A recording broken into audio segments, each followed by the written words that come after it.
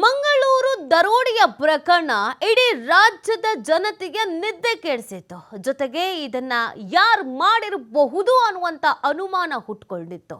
ಆದ್ರೆ ಈಗ ತನಿಖೆಯ ಸಂದರ್ಭದಲ್ಲಿ ಒಂದೊಂದೇ ಮಹಾ ಸ್ಫೋಟಕ ವಿಚಾರಗಳು ಗೊತ್ತಾಗ್ತಾ ಇದೆ. ಈ ಮಂಗಳೂರು ದರೋಡೆಯ ಧಾರಾವಿ ಟೀಮ್ಗೆ ಆ ಟೀಮ್ನಲ್ಲಿ ಇದ್ದಂತ ಒಳ ಜಗಳವೇ ಮುಳು ಆಯ್ತಾ ಅನ್ನುವಂತ ಒಂದು ಕುತೂಹಲ. ಕೋಟೆಕಾರು ಬ್ಯಾಂಕ್ ದರೋಡೆಗೂ ಮೊದಲೇ ಮುಂಬೈ ಪೊಲೀಸರಿಗೆ ಸುಳಿವು ಸಿಕ್ಕಿತ್ತಾ ಅನ್ನೋ ಪ್ರಶ್ನೆ. ಇದು ಮುಂಬೈನ ನಟೋರಿಯಸ್ ಧಾರಾವಿ ಗ್ಯಾಂಗ್ ಕುರಿತ ಎಕ್ಸ್ಕ್ಲೂಸಿವ್ ಸ್ಟೋರಿ. ಕೋಟೆಕಾರು ಬ್ಯಾಂಕ್ ದರೋಡೆಗೆ ಮುಂಬೈನಲ್ಲಿ ಕುಳಿತು ಧಾರಾವಿ ಗ್ಯಾಂಗ್ ಸ್ಕೆಚ್ ಬೇರೆ ಹಾಕೋಬಿಟ್ಟಿತ್ತು. 10 ಜನರ ತಂಡದಿಂದ ಬಹುದೊಡ್ಡ ದರೋಡೆ ಮಾಡೋದಕ್ಕೆ ಒಂದು ಪ್ಲಾನ್ ರೆಡಿ ಮಾಡ್ಕೊಂಡಿದ್ರು. ಹೆಂಗ್ ದರೋಡೆ ಮಾಡಬೇಕು, ಯಾರ್ಯಾರು ಹೋಗಬೇಕು, ಯಾವ ರೀತಿಯಾಗಿ ನಾವು ಟಾರ್ಗೆಟ್ ಮಾಡ್ಕೊಳ್ಬೇಕು, ಇದೆಲ್ಲದ್ರ ಬಗ್ಗೆ ಒಂದು ಸ್ಕೆಚ್ ಹಾಕೊಂಡಿದ್ರು. ಕಾರ್ಯಾಚರಣೆಯ ತಂಡ, ಸಮಯ ಎಲ್ಲವೂ ಕೂಡ ಮೊಬೈಲ್ನಲ್ಲೇ ಫೈನಲ್ ಮಾಡಲಾಗಿತ್ತು. ಆದರೆ ಒಂದಿಬ್ಬರನ್ನ ಕಾರ್ಯಾಚರಣೆಗೆ ಮುನ್ನ ತಂಡದಿಂದ ಹೊರಗಿಟ್ಟುಬಿಟ್ಟಿತ್ತು ಧಾರಾವಿ ಟೀಮು. ಹೀಗಾಗಿ ತಂಡದಿಂದ ಹೊರಗಿದ್ದವನಿಂದ ದರೋಡೆಯ ಮಾಹಿತಿ ಲೀಕ್ ಆಗ್ಬಿಟ್ಟಿದೆ. ದರೋಡೆ ಎಲ್ಲಿ ಎಂಬ ಬಗ್ಗೆ ಖಚಿತ ಮಾಹಿತಿ ಇಲ್ಲವಾದರೂ ದೊಡ್ಡ ದರೋಡೆಯ ಬಗ್ಗೆ ವಿಚಾರ ಲೀಕ್ ಆಗಿದೆ. ಮುಂಬೈ ಪೊಲೀಸ್ ಗುಪ್ತಚರ ಇಲಾಖೆಗೂ ಕೂಡ ಸಿಕ್ಕಿದ್ದ ಈ ಧಾರಾವಿ ಗ್ಯಾಂಗ್ ಭಾರಿ ದರೋಡೆಯ ಪ್ಲಾನು. ಆದರೆ ಮುಂಬೈನಲ್ಲೇ ದರೋಡೆ ಸಾಧ್ಯತೆ ಅಂತ ಅಲರ್ಟ್ ಆಗಿತ್ತು ಮುಂಬೈನ ಪೊಲೀಸರು. ಮಫ್ತಿಯಲ್ಲಿ ಮುಂಬೈನ ದರೋಡೆಕೋರರ ಮನೆಗೆ ಪೊಲೀಸರ ನಿಯೋಜನೆ ತೆರಳಿತು. ಆದರೆ ಆರೋಪಿಗಳು ಮನೆಗೆ ಬಾರದೇ ಇದ್ದ ಕಾರಣ ದರೋಡೆ ಪ್ಲಾನ್ ಖಚಿತವಾಗಿತ್ತು. ಅಷ್ಟರಲ್ಲಿ ಕೋಟೆಕಾರು ಬ್ಯಾಂಕ್ ದರೋಡೆ ನಡೆದು ತನಿಖೆಗೆ ಇಳಿಸಿದ್ದ ಮಂಗಳೂರು ಪೊಲೀಸರು. ಮಹಾರಾಷ್ಟ್ರ ಪೊಲೀಸರಿಗೆ ಮಾಹಿತಿ ತಲುಪ್ತಾ ಇದ್ದಂತೆ ಬಯಲಾಗ್ಬಿಡ್ತು ಧಾರಾವಿ ಗ್ಯಾಂಗ್ನ ಸೀಕ್ರೆಟ್. ತಮಿಳುನಾಡಿನಲ್ಲಿ ಕಾರ್ ಸಿಕ್ಕ ಬೆನ್ನಲ್ಲೇ ಧಾರಾವಿ ಗ್ಯಾಂಗ್ ದರೋಡೆಯ ಪ್ಲಾನು ಬಯಲಾಗಿದೆ. ನೋಡಿ, ಕಂಪ್ಲೀಟ್ ಆಗಿ ಒಂದು ಪ್ಲಾನ್ ಮಾಡ್ಕೊಂಡಿದ್ದಾರೆ. ಮೊದಲಿಗೆ ಒಂದು ಟೀಮ್ ರಚನೆ ಮಾಡ್ಕೊಂಡಿದ್ದಾರೆ. ಯಾರು ಹೋಗಬೇಕು, ಯಾರು ಕಾರ್ ಓಡಿಸ್ಬೇಕು, ಯಾರು ನುಗ್ಗಬೇಕು, ಯಾರು ಕದಿಬೇಕು, ಯಾರು ಗೋಣಿ ಚೀಲ ಹಿಡ್ಕೊಳ್ಬೇಕು, ಎಲ್ಲವನ್ನು ಕೂಡ ಮೊಬೈಲ್ನಲ್ಲಿ ಟೀಮ್ ಮಾಡ್ಕೊಂಡಿದ್ದಾರೆ. ಕೊನೆ ಮೂಮೆಂಟ್ನಲ್ಲಿ ಆ ಟೀಮ್ನಿಂದ ಇಬ್ಬರನ್ನ ಕೈ ಬಿಟ್ಟಿದ್ದಾರೆ. ನೀವು ಬೇಡ, ಈ ವಿಚಾರಕ್ಕೆ ನೀವಿಬ್ರು ಬೇಡ ಬಿಡಿ ಅಂತ ಯಾವುದೋ ಒಂದಷ್ಟು ಕಾರಣಗಳಿಗೆ, ಅದು ಅಸಮಾಧಾನ ಆಗಿತ್ತೋ, ಜಗಳ ಆಗಿತ್ತೋ, ಅಥವಾ ಅವರಿಬ್ರು ಈ ಕಾರ್ಯಾಚರಣೆಗೆ ಬೇಡ ಅಂತನೋ ಗೊತ್ತಿಲ್ಲ, ಆ ಟೀಮ್ನಲ್ಲಿದ್ದಂತೆ ಇಬ್ಬರನ್ನ ಬಿಡಲಾಗಿತ್ತು. ಈ ವಿಚಾರ ಆಲ್ರೆಡಿ ಅಲ್ಲಿನ ಪೊಲೀಸರಿಗೆ, ಮುಂಬೈನ ಪೊಲೀಸರಿಗೆ ಗೊತ್ತಾಗಿತ್ತು. ಗುಪ್ತಚರ ಇಲಾಖೆಗೂ ಕೂಡ ಮಾಹಿತಿ ಸಿಕ್ಕಿತ್ತು. ಯಾಕಂದರೆ ಅವರು ಮೊಬೈಲ್ನಲ್ಲೇ ಎಲ್ಲ ಡೀಟೇಲ್ ಮಾಡ್ಕೊಂಡಿದ್ರು. ಆದರೆ ಮುಂಬೈ ಪೊಲೀಸರು ಏನು ಅನ್ಕೋಬಿಟ್ಟಿದ್ರು ಅಂತ ಹೇಳಿದ್ರೆ, ಇಲ್ಲೇ ನಮ್ಮ ನಗರದಲ್ಲೇ ಎಲ್ಲಾದರೂ ದರೋಡೆ ಆಗುತ್ತೇನೋ ಅಂತ ಅವ್ರು ಫುಲ್ ಅಲರ್ಟ್ ಆಗಿಬಿಟ್ಟಿದ್ರು. ಗೊತ್ತಿರಲಿಲ್ಲ ಇದು ಬೇರೆ ರಾಜ್ಯದ ದರೋಡೆಗೆ ಈ ಥರ ಸ್ಕೆಚ್ ಹಾಕಿದ್ದಾರೆ, ಕರ್ನಾಟಕದಲ್ಲಿ ಸ್ಕೆಚ್ ಹಾಕಿದ್ದಾರೆ ಅನ್ನೋದು ಗೊತ್ತಿರಲಿಲ್ಲ. ಅಲ್ಲೇ ಏನಾದರೂ ಆಗಬಹುದೇನೋ ಅಂತ ಅವರೆಲ್ಲರೂ ಕೂಡ ಅಲರ್ಟ್ ಆಗಿದ್ರು. ಮತ್ತು ಅವರ ಲಿಸ್ಟ್ನಲ್ಲಿ ಇರ್ತಾರಲ್ಲ, ಹಿಟ್ ಲಿಸ್ಟ್ನಲ್ಲಿ ಇರ್ತಾರಲ್ಲ, ದೊಡ್ಡ ದೊಡ್ಡ ದರೋಡೆಕೋರರು ಯಾರು ಅಂತ ಅವ್ರ ಮನೆಗಳಿಗೆ ತೆರಳಿದ್ರು. ಆದರೆ ಇವ್ರು ಬರದೇ ಇದ್ದಿದ್ದರಿಂದ ಖಂಡಿತವಾಗಿ ಈ ಥರದೊಂದು ದರೋಡೆ ನಡೆಯುತ್ತೆ ಅನ್ನೋದು ಕನ್ಫರ್ಮ್ ಆಗಿತ್ತು. ಈ ಬಗ್ಗೆ ಮತ್ತಷ್ಟು ಮಾಹಿತಿಯನ್ನು ನೀಡ್ತಾರೆ ನಮ್ಮ ಪ್ರತಿನಿಧಿ ಆದಿತ್ಯ. ಮಂಗಳೂರಿನಿಂದ ಲೈವ್ನಲ್ಲಿ ಜಾಯ್ನ್ ಆಗ್ತಾ ಇದ್ದಾರೆ. ಆದಿತ್ಯ, ಇದೊಂದು ರೀತಿಯಲ್ಲಿ ಸಿನಿಮೀಯ ರೀತಿಯಾದಂಥ ಘಟನೆ. ಸೊ ರಣರೋಚಕ ಅಂತ ಅನಿಸ್ತಿದೆ. ಏನೆಲ್ಲ ಟ್ವಿಸ್ಟ್ಗಳಿತ್ತು, ಪೊಲೀಸರಿಗೆ ಹೇಗೆ ಜಾಡು ಸಿಕ್ತು ಅಂತ?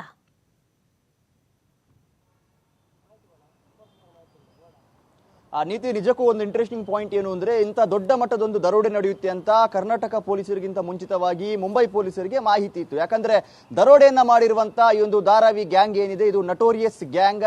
ದರೋಡೆ ಇನ್ನಿತರ ಮುಂಬೈನ ಅಪರಾಧ ಲೋಕದಲ್ಲಿ ಬಹಳ ಒಂದು ಕ್ರಿಮಿನಲ್ ಅಂತ ಇವರು ಪರಿಗಣಿಸಲ್ಪಟ್ಟಂತಹ ಒಂದು ಗ್ಯಾಂಗ್ ಇದು. ಈ ಗ್ಯಾಂಗ್ ನಿಂದ ಎಲ್ಲೋ ಒಂದು ಕಡೆ ದರೋಡೆ ನಡೆಯುತ್ತೆ ಅನ್ನುವಂಥ ಮಾಹಿತಿ ಮುಂಬೈ ಪೊಲೀಸರಿಗಿತ್ತು. ಆದ್ರೆ ಅದು ಎಲ್ಲಿ ನಡೆಯುತ್ತೆ ಅನ್ನುವಂಥ ಮಾಹಿತಿ ಇರಲಿಲ್ಲ.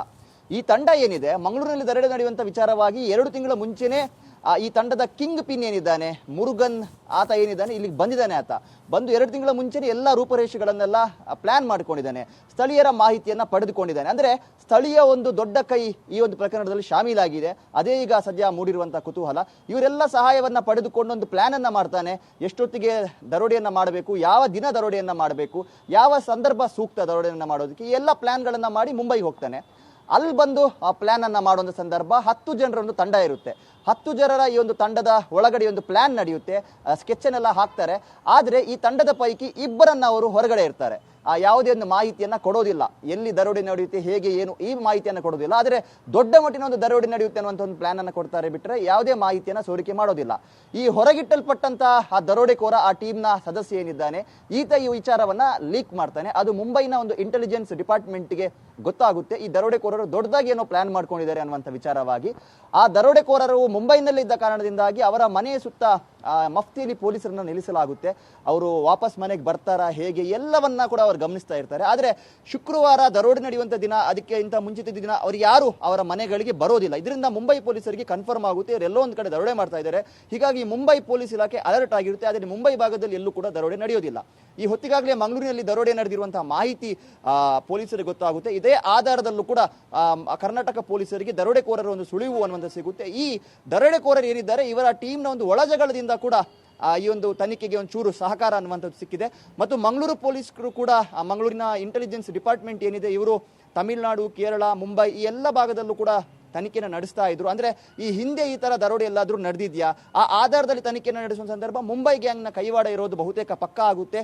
ಇದೇ ಸಂದರ್ಭದಲ್ಲಿ ಇಲ್ಲಿ ದರೋಡೆಯನ್ನು ನಡೆಸಿ ಸ್ಥಳೀಯ ಬೈಕ್ನ ಸಹಾಯವನ್ನ ಪಡೆದು ಬಳಿಕ ಬಸ್ ಮೂಲಕ ಹೋಗಿ ಮಂಗಳೂರು ರೈಲ್ವೆ ನಿಲ್ದಾಣದಿಂದ ಮುಂಬೈಗೆ ಓರ್ವ ದರೋಡೆಕೋರ ಪ್ರಯಾಣವನ್ನ ಬೆಳೆಸಿರ್ತಾನೆ. ಆ ಮುಂಬೈಗೆ ಹೋಗಿ ಅಲ್ಲಿಂದ ಮತ್ತೆ ತಮಿಳುನಾಡಿಗೆ ಆತ ಬಂದಿರ್ತಾನೆ. ಇದೇ ಹೊತ್ತಿನಲ್ಲಿ 3 ದರೋಡೆಕೋರರನ್ನು ಕೂಡ ಪೊಲೀಸರು ಲಾಕ್ ಮಾಡಿರುವಂತದ್ದು. ಸದ್ಯ ಬರ್ತಾ ಇರುವಂತಹ ಮಾಹಿತಿಯ ಪ್ರಕಾರ ಸ್ಥಳೀಯರ ಕೈವಾಡ ಇದರಲ್ಲಿ ಇದೆ ಮತ್ತು ಓರ್ವ ಪ್ರತಿಷ್ಠಿತ ವ್ಯಕ್ತಿ, ಮಂಗಳೂರಿನ ಪ್ರತಿಷ್ಠಿತ ವ್ಯಕ್ತಿ ಈ ಒಂದು ದರೋಡೆಯಲ್ಲಿ ಶಾಮೀಲಾಗಿದ್ದಾರೆ. ಒಂದು ರೀತಿ ಇದು ಸುಪಾರಿ ದರೋಡೆನ ಅನ್ನುವಂಥ ರೀತಿಯ ಅನುಮಾನ ಕೂಡ ಸದ್ಯ ಮೂಡ್ತಾ ಇದೆ. ನೀತಿ ಆದಿತ್ಯ, ಈಗ ಈ ದರೋಡೆಕೋರರು ಎಸ್ಕೇಪ್ ಆದಂಥ ಸಂದರ್ಭದಲ್ಲಿ ಸಾಕಷ್ಟು ರೀತಿಯಾದಂಥ ಅನುಮಾನಗಳಿತ್ತು. ಅಂದರೆ ಇವರು ರಸ್ತೆ ಮಾರ್ಗವಾಗಿ ಹೋಗಿಲ್ಲ, ಜಲಮಾರ್ಗದ ಮುಖಾಂತರವಾಗಿ ಹೋಗಿರಬಹುದು, ಈ ಥರದ್ದೆಲ್ಲ ಅನುಮಾನ ಇತ್ತು. ಪೊಲೀಸರಿಗೆ ಇವ್ರು ಎಲ್ಲಿದ್ದಾರೆ ಅನ್ನೋದ್ರ ಬಗ್ಗೆ ಸುಳಿವು ಸಿಕ್ಕಂಥ ಸಂದರ್ಭದಲ್ಲಿ ಟೀಮ್ ರೆಡಿ ಆಗಿದ್ದು ಹೇಗೆ, ಅವರನ್ನು ತಲುಪಿದ್ದು ಹೇಗೆ ಅಂತ?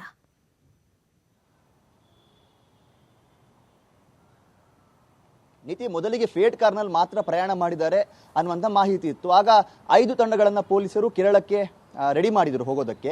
5 ತಂಡಗಳನ್ನು ರಚನೆ ಮಾಡಲಾಗಿತ್ತು. ಆದರೆ ಯಾವಾಗ 2 ಕಾರಿ ಪ್ರಕರಣದಲ್ಲಿ ಬಳಕೆಯಾಗಿದೆ ಅಂತ ಗೊತ್ತಾಯಿತು, ಇವರು ಅಂತಿಂತ ಕಳ್ಳರಲ್ಲ ಅನ್ನುವಂಥ ಮಾಹಿತಿ ಕೂಡ ಪೊಲೀಸರಿಗೆ ಗೊತ್ತಾಗುತ್ತೆ. ಹೀಗಾಗಿ ಹೆಚ್ಚುವರಿ 3 ತಂಡಗಳನ್ನು ನಿಯೋಜನೆ ಮಾಡಲಾಗುತ್ತೆ. ಆದರೆ ಆ 3 ತಂಡಗಳನ್ನು ತಮಿಳುನಾಡು, ಕೇರಳ ಮತ್ತು ಮುಂಬೈಗೆ ಪ್ರತ್ಯೇಕವಾಗಿ ಕಳುಹಿಸಿಕೊಡಲಾಗುತ್ತೆ.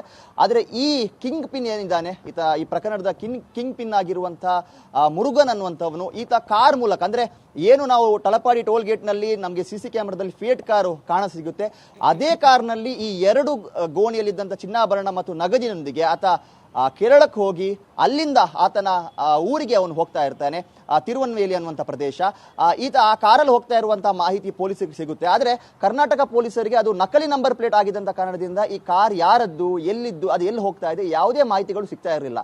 ಈ ಹಿನ್ನೆಲೆ ಮುಂಬೈ ಪೊಲೀಸರನ್ನ ಸಂಪರ್ಕ ಮಾಡಿ ಈ ಕಾರ್ನ ಚೇಸಿಸ್ ನಂಬರ್ ಮೂಲಕ ಈ ಕಾರ್ ಯಾರಿಗೆ ಸೇರಿದೆ ಅನ್ನುವಂಥ ಮಾಹಿತಿ ಅವರಿಗೆ ಸಿಗುತ್ತೆ. ಆ ಚೇಸಿಸ್ ನಂಬರ್ ಮೂಲಕ ಮುಂಬೈನ ಆ ವ್ಯಕ್ತಿಯನ್ನ ಸಂಪರ್ಕ ಮಾಡಿ ಆತನನ್ನ ತೀವ್ರ ವಿಚಾರಣೆಗೊಳಪಡಿಸಿದಂಥ ಸಂದರ್ಭ ಈತನ ಈ ಕಳ್ಳರ ಒಂದು ಕುರುಹು ಅನ್ನುವಂಥದ್ದು, ಅವರ ಜಾಡು ಅನ್ನೋದು ಸಿಗುತ್ತೆ. ಇದೇ ಆಧಾರದಲ್ಲಿ ಪೊಲೀಸರು ಅವರನ್ನ ಫಾಲೋ ಮಾಡ್ಕೊಂಡು ಹೋಗ್ತಾರೆ. ಇವರು ಕೇರಳಕ್ಕೆ ಹೋಗ್ತಾರೆ. ಆ ಕೇರಳದಿಂದ ಮತ್ತೆ ತಮಿಳುನಾಡಿನ ಅವರ ಊರಿಗೆ ಹೋಗುವಂತ ಸಂದರ್ಭ ಪೊಲೀಸರ ಬಲೆಗೆ ಸದ್ಯ ಬಿದ್ದಿರುವಂತದ್ದು. ಅಷ್ಟ ದಿಕ್ಕುಗಳಲ್ಲಿ ಚದುರಿ ಹೋಗಿದ್ರು. 2 ಮಾತ್ರ ಕಾರಿನಲ್ಲಿ ಹೋಗಿದ್ರು. ಇನ್ನೋರ್ವ ರಾಜೇಂದ್ರನ್ ಅನ್ನುವಂಥ ಒಬ್ಬ ಆರೋಪಿ, ಆತ ಟ್ರೈನ್ ಮೂಲಕ ಮುಂಬೈಗೆ ಹೋಗಿ ಅಲ್ಲಿಂದ ತಮಿಳುನಾಡಿಗೆ ಬಂದಿದ್ದ. ಇದೇ ಹೊತ್ತಿಗೆ ಮಂಗಳೂರಿನ ಪೊಲೀಸ್ ಟೀಮ್ ಕೂಡ ಅಲ್ಲಿ ಅಲರ್ಟ್ ಆಗಿತ್ತು. 3ರನ್ನ ಆ ಒಂದು ತಮಿಳುನಾಡಿನ ಗ್ರಾಮದಿಂದ ಈಗಾಗಲೇ ಅವರು ವಶಕ್ಕೆ ಪಡೆದಿರುವಂತದ್ದು. ಇನ್ನುಳಿದಂತವರಿಗೂ ಕೂಡ ತಲಾಶ್ ಅನ್ನುವಂಥದ್ದು ತೀವ್ರಗೊಂಡಿದೆ. ಯಾಕಂದ್ರೆ ಇನ್ನೂ ಪೂರ್ಣ ಪ್ರಮಾಣದಲ್ಲಿ ಚಿನ್ನಾಭರಣ ಅನ್ನುವಂಥದ್ದು ಸಿಕ್ಕಿಲ್ಲ, ಇನ್ನೂ ಸಿಗೋದಕ್ಕೆ ಬಾಕಿ ಇದೆ, ಹಣ ಕೂಡ ಸಿಗೋದಕ್ಕೆ ಬಾಕಿ ಇದೆ. ಹಾಗಾಗಿ ಈಗ ತನಿಖೆ ತೀವ್ರಗೊಂಡಿದೆ.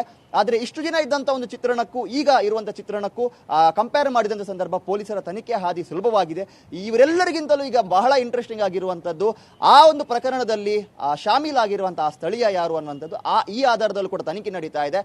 ಉಳ್ಳಾಳ ಭಾಗ ಅಂದರೆ ಕೋಟೆಕಾರ್ ಸಮೀಪದ ಕಿನ್ಯಾ ಅನ್ನುವಂಥ ಪ್ರದೇಶದಿಂದ ಈಗಾಗಲೇ 2ರನ್ನ ಪೊಲೀಸರು ವಶಕ್ಕೆ ಪಡೆದು ತೀವ್ರ ವಿಚಾರಣೆಗೆ ಒಳಪಡಿಸ್ತಾ ಇದ್ದಾರೆ. ನೀತಿ. ಓಕೆ, ಥ್ಯಾಂಕ್ ಯು ಆದಿತ್ಯ ತಮ್ಮೆಲ್ಲ ಡೀಟೇಲ್ಸ್ಗಾಗಿ.